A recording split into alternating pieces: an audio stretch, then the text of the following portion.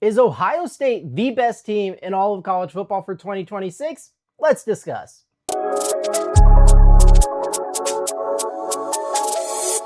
Welcome into 101 Sports, the only one for your original sports commentary, analysis, and of course, college football content. Today, we continue our preview and prediction series. Also, forgot to mention, I am your host, John Barry, and we are talking about Ohio State. And this is a team that last year was obviously very, very good. They went a perfect 12-0 in the regular season, but then lost your final two games of the season, that being the Big Ten Championship and then your first game of the college football playoff against Indiana and Miami, respectively, who, in their defense, were the final two teams remaining in all of college football. So they were amongst the best, and those games were competitive, but they weren't the very best, which is the expectations at Ohio State.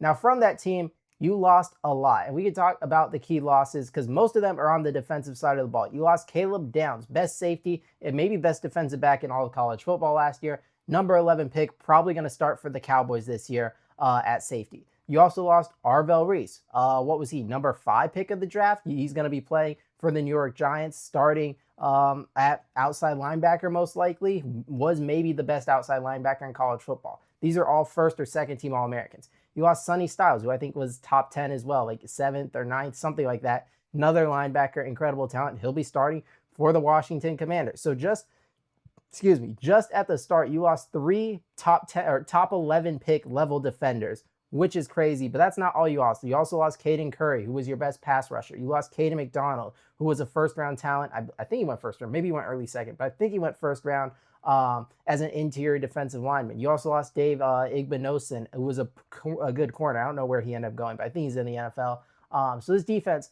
lost a lot, and we'll discuss what that means for them at the end. But first, let's go through all this, where offensively, you didn't lose nearly as much. Carnell Tate, that is a big loss. He was the number 1 receiver off the board. I think he went 4th in the NFL draft. He's going to start for the Titans.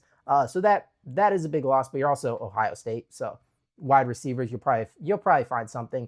You lost Max Clare, who's a good tight end, and CJ Donaldson was your secondary running back. So it hurts a little bit. But you also returned a lot on the offensive side of the ball. Julian Sain, in his first season, becoming a starting quarterback, was one of the most efficient seasons we've ever seen in terms of completion percentage and all that. Jeremiah Smith, maybe the best player in all of college football. He's been an All-American as a freshman and as a sophomore at wide receiver. He's pretty incredible. And then Bo Jackson returns after a freshman All-American season where he had over 1,000 yards, and pretty much the entire O-line is back as well.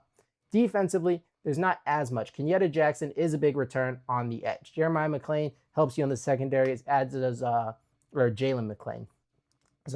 As does Jermaine Matthews at corner. And then Devin Sanchez, I listed here. He didn't do a ton, but I think he's one of the super talented guys who could break out and end up being like, oh, that was a key guy that came back at corner as well. And then for key additions, we're talking about a pair of Alabama transfers, James Smith on the interior defensive line, Q Rusaw on the edge. Don't know if he'll start. And then Earl Little, Terry Moore come in as safety transfers from Florida State and Duke. And then Walker's coming in from UCF, I believe, and Aliegro, I think, is the linebacker coming in from Wisconsin. And then your big freshman addition, the guy expected to make an impact, is Chris Henry, who could start in one of the 3 wide receiver spots.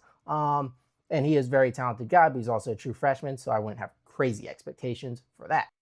And I think Ohio State's a very interesting team because last year they also lost a ton. You can talk about Tuimalau or Jack Sawyer or I forget the interior guy's name, but you lost a lot as well. And then your defense became even better when you switched from Jim Knowles to Matt Patricia. So some people argue great defensive coordinator, still Ohio State, ton of talent.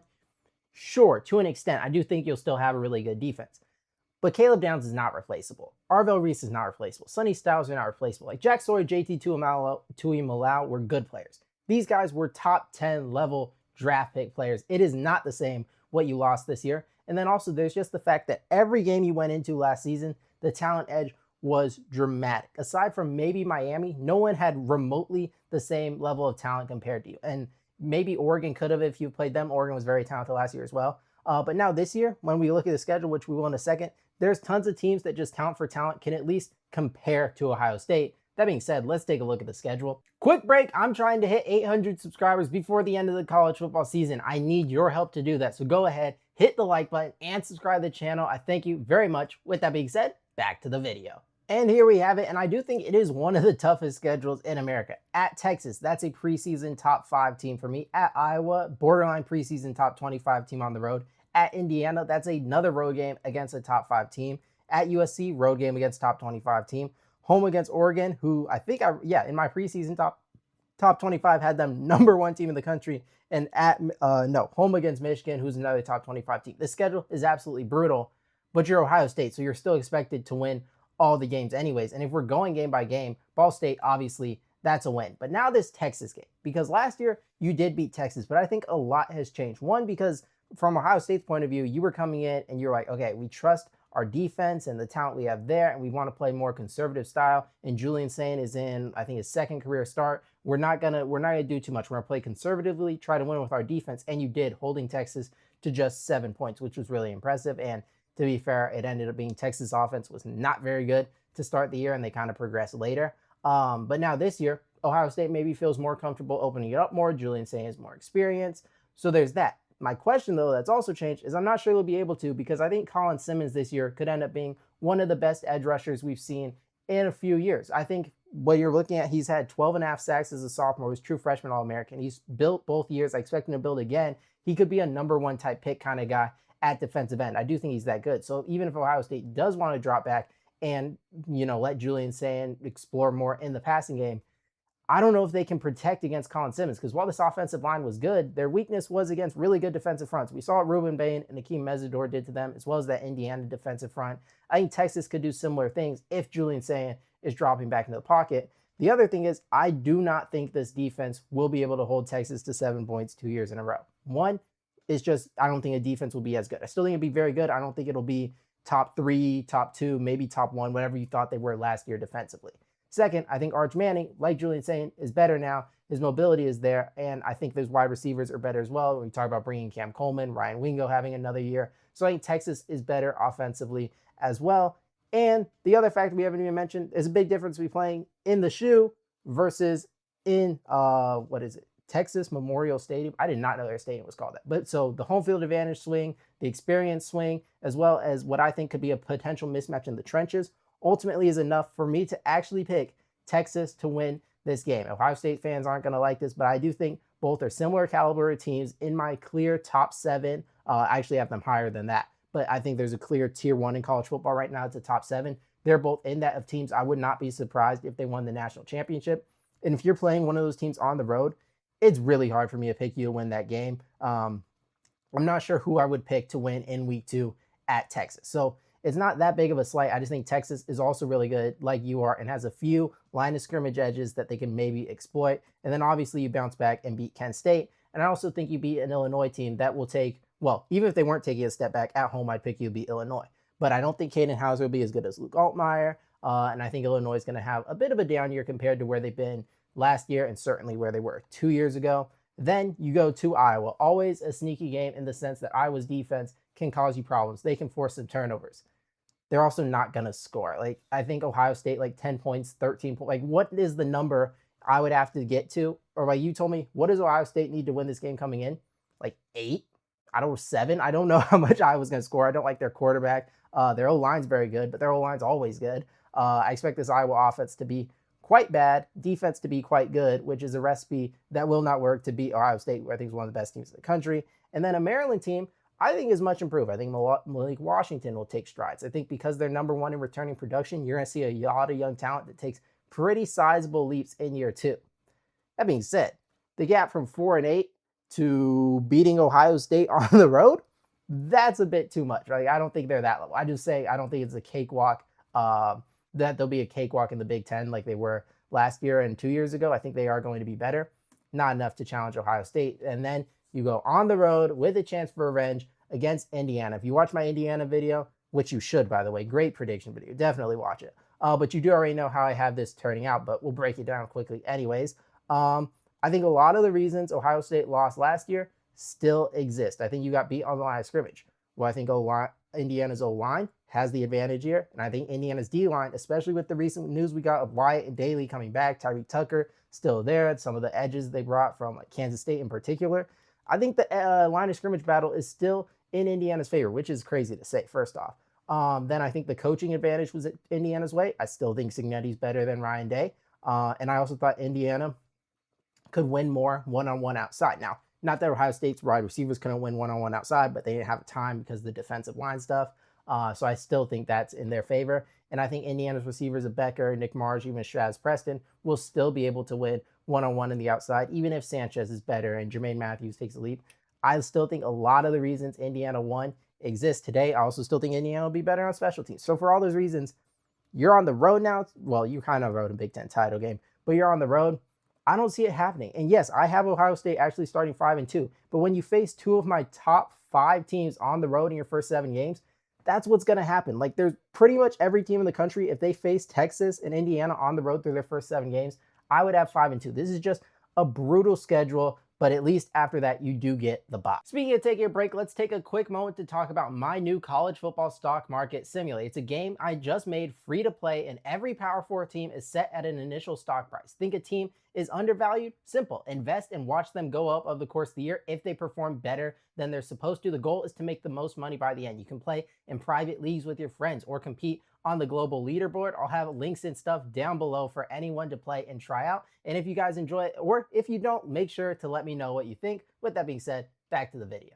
And off the bye, it's not going to get easier. You now go all the way out to, not Pasadena, that's the Rose Bowl, to Los Angeles to face the USC Trojans, who I think are going to be pretty good. I think Jaden Maeva could be a Heisman caliber quarterback. I think it's a Lincoln Riley coach team, so they'll have a great offense, wide receivers to challenge you, pretty good running back duo. The O-line did take a hit with Connor, or O'Connor being out for the year at center. But the bigger issue here is the physicality and defense that pretty much every Lincoln Riley team I've ever watched, barring maybe one Oklahoma team that lost in double overtime to Georgia, has struggled to have. So yeah, I expect USC to put up some points and not be able to stop Jeremiah Smith or Bo Jackson on the ground game or pressure Julian Sand, not cause enough turnovers, and probably score in the high 30s while Ohio State scores in the 40s, and Lincoln Riley will lose this game.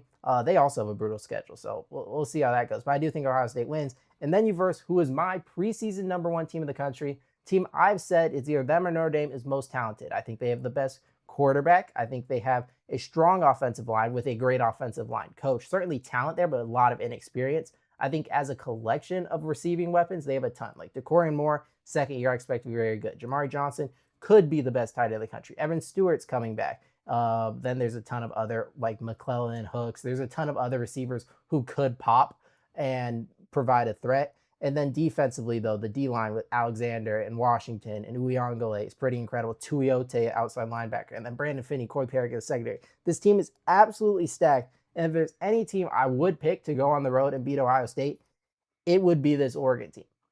That being said, I don't think there's a single team right now that I would pick to go on the road into Columbus in a game this big, backs against the wall, knowing they can't lose a third game, most likely. They have to win it. They're going to win it. Ohio State gets the win, and then Northwestern, shout out Northwestern, you're getting beat by Ohio State. And then you end the year with 2 more pretty tough games at Nebraska, and then as always, we'll talk about the game. And for Nebraska, this is going to be a win. I don't think they're a slouch. I think Matt Rule has something going. I think Anthony Calandria could be good. Decent O-line. Like, there's some talent there. And bit of a trap game before the Michigan game. But Ohio State, at this point, if you lost 2, and for the other thing is Ryan Day doesn't really lose this game outside of if it's Michigan. He's not losing to that inferior of an opponent. And that just leaves the game. Kyle Whittingham in year 1. Bryce Underwood, is he going to improve? The better weapons on the outside to complement Andrew Marsh, like Buchanan coming in there, and French from Texas. The O-line should be pretty good. And then Marshall and Hyder. Could this Michigan team provide more of an offensive threat than the last 2, which have had like sub 100 passing yards or something? Like Davis Warren, Bryce Underwood have been absolutely shut down the past few years. They did win one of those games, though. And then defensively, what can Michigan do? John Henry Daly, I think, will be a force on the edge, and the secondary looks to be one of the best in the country. And I fully expect this to be a competitive, a heated, a toxic environment, which is what I love to see. And I'm a Michigan fan, and it does hurt me to say this, but I think they kind of cleared the hurdle last year, and I think at home they're the better team, at least in year 1, Kyle Whittingham. You ask me a year from now, probably be a different story. But for now, they finally cleared the hurdle. I do think they're a more talented team, and at home, I think they advanced to 10-2 final record, but only 1 loss in conference play could be good enough to go to the conference championship, depending on You beat Michigan, you beat Oregon, so you should have tiebreakers there. Might be good enough. We'll see after my full Big Ten predictions are done. With that being said, that's all I have for today's video. If you guys enjoyed, make sure you leave a like, subscribe, check out my other college football videos on the channel, and I'll see you next time.